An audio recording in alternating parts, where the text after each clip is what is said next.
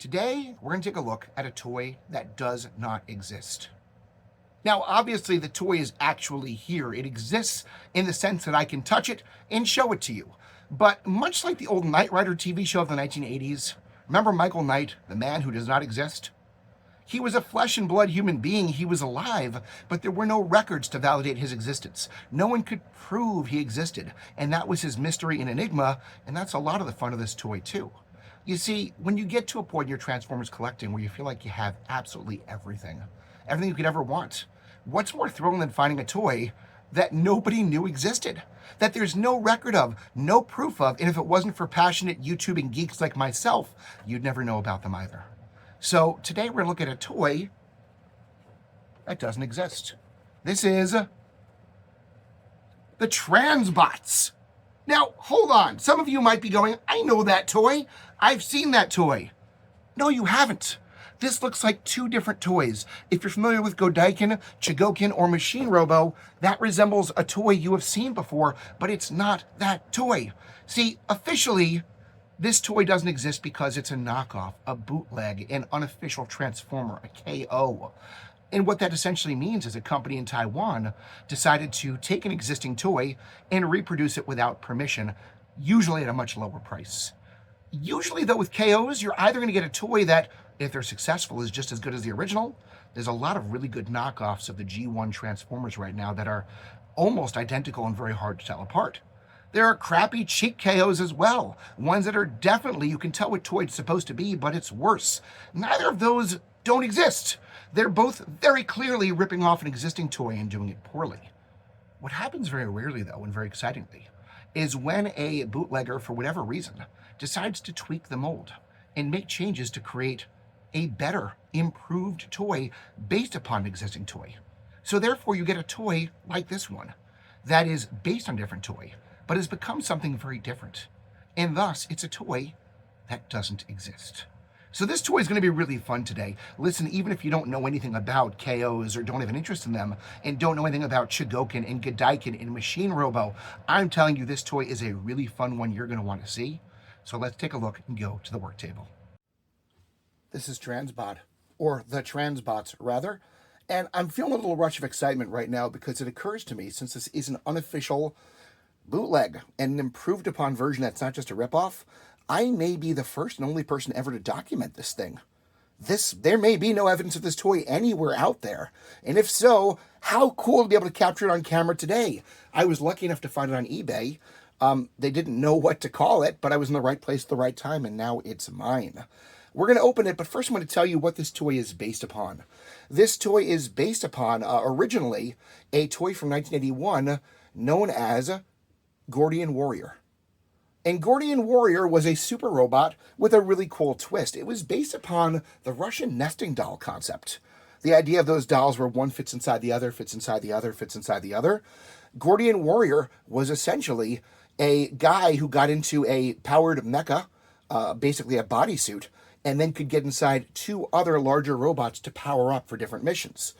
It was a cool concept, a simple, really fun concept, and it was so popular that it got ported over to the United States as part of Bandai's GoDaikin line. And so some people might recognize a somewhat different version of this toy. It was a lot more blue, on shelves in the United States briefly in 1984 as part of the GoDaikin line.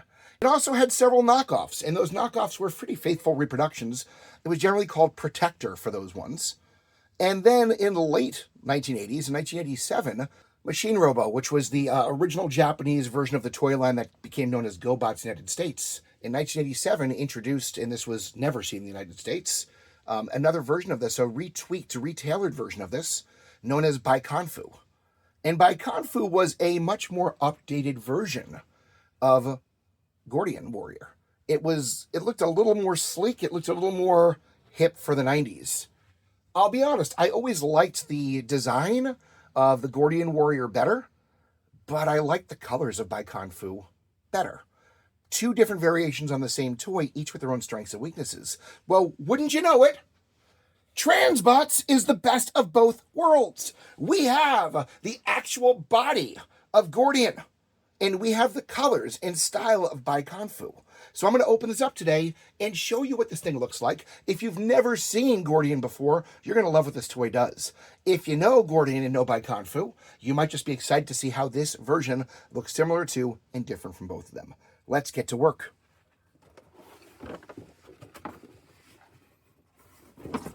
So first off, we're going to open this sucker up.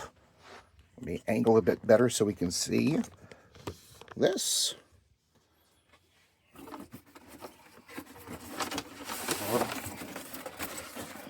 Here he comes. I don't even have a copyright year, so I don't even know when for sure this toy was made or how long it sat in this box for. The sellers seem to believe this is from the 1980s. That may or may not be accurate. Truly can't tell. If it is from the 80s, it's been preserved remarkably well. There's no yellowing on the plastic that I can see. Everything looks minty and new. So, good job, seller, for taking such good care of it. So we'll start here. This is the first stage for originally Gordian, later Baikanfu. And if you had the original Gordian, it would have come with a really crappy looking rubber figure. This version just doesn't even bother with that, which is okay. I can't blame it. We'll bring in our second stage next. And there we are. And it's going to work in much the same way. This time around, we're going to do that, spread them out a little bit. Drop them into here. And very easily and seamlessly, the whole thing's going to lock up and lock in. And you can see his head peeking out of the top as we're securing each part. There he is. Close it up.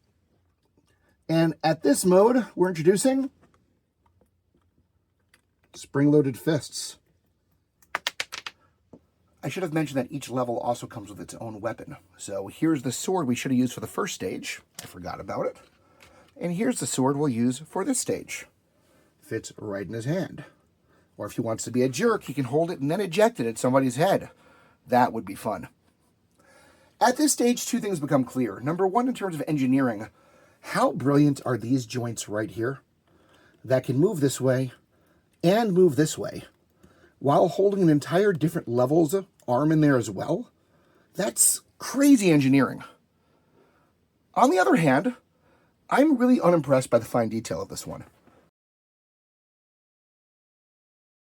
So this stage, they skimped a little bit, but still the overall genius of the design is still pretty clear. It's an awesome toy, just not as perfect as it could be at this stage. So let's take it to the next level. So here comes the big guy. And here's where we're going to have a lot of fun. First of all, they didn't skimp out on parts at all. If you look at this toy and how heavy this die cast is, that's an amazingly generous piece. They spared no money on that. But we're going to combine them in much the same way as we did before. It's pretty simple. In fact, when I was a kid, I didn't own this toy, my cousin did, and I could not get enough of it. Its simple genius is so very satisfying. Such a silly gimmick, but so well done. So there he is. You can see his head peeking out. Unfortunately, you can't lift up both heads. There isn't space to do that. That would be awesome if you could. But now, we just close that in. So here he is in his final mode, and what a beauty he is. Once again, you've got the ejectable fists. Love those. In addition to that, he does come with his own weapon at the size scale once again. Kind of cool having a sword that you can shoot at people at high speeds through a fist. That'll win an argument. We've also got this elaborate shield at this level, and once again, look at the level of chrome on this thing. If this is in fact a toy from the 80s, it's remarkably well preserved. This is dead mint. I'm like almost afraid to touch it. This is him in his final form, and he is so gorgeous. I just need to show you in more detail. It's hard to believe this is what would be considered a knockoff or a bootleg. There's nothing low quality or cost-cutting about this guy, other than possibly that second phase robot, which they skimped on the detailing a little bit. But this is a piece of art. This is so beautiful. So gorgeous. Now, it's not my place to tell you whether this is better than the original Gordian or whether this is better than Baikanfu. I personally like him the best, but no matter, however you want to look at it, He's a thing of beauty. He's extremely rare, and he doesn't exist. Man, the transbots. Wow. And that's the thrill of a toy that doesn't exist. Whether or not you're interested in this one particularly, and I hope you do find it if you want to. I did see one other on eBay at the time that I recorded this video. It's probably gone by now. But if you're looking, or at least if you're intrigued in looking for these toys that are out there, they're a collector's dream because they're that one piece if you have everything that you don't have. Easiest way to find them on eBay.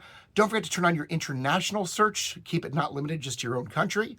And look for unofficial, knockoff, or I even just look for transforming without the word transformer. That got me to this guy. But there's so much fun out there worth exploring. Keep your eyes open, keep your heart open, keep that excitement going for those toys that you've never seen before that just might blow your mind. Whether or not you like this guy better than Gordian or Baikanfu, or have never seen either before, he is so cool, so quality, and he doesn't exist. He does exist in real life in very limited quantities, and good luck finding him because he's not supposed to. That's the thrill of these toys. That's so much the fun of Beyond Transformers, and I hope you had fun watching this with me today. If you did, please hit like and subscribe. If you've got thoughts about this or other KOs you found, heck, if you know more about this toy and this manufacturer, or even bootleg toys in Taiwan and the history of how they were made, hit me up in the comments. I'd love to hear from you. And of course, if you're looking for more fun, don't forget to check us out at classiccomics.org, where we talk about this stuff and so much more. It's a friendly group of people who really want to get to know you as a person, where there's stuff going on all the time and you actually matter and people remember you and you might make lifelong friends. Classiccomics.org. We're not Olive Garden, but we are family. Don't forget to check out our other playlists. We have Classic Chiller Films. We have Spinner Rack Redux. We have CCF In-Depth Podcast. There's so much content to check out. And of course, we hope we'll see you here back next time. Have a great time. Stay weird.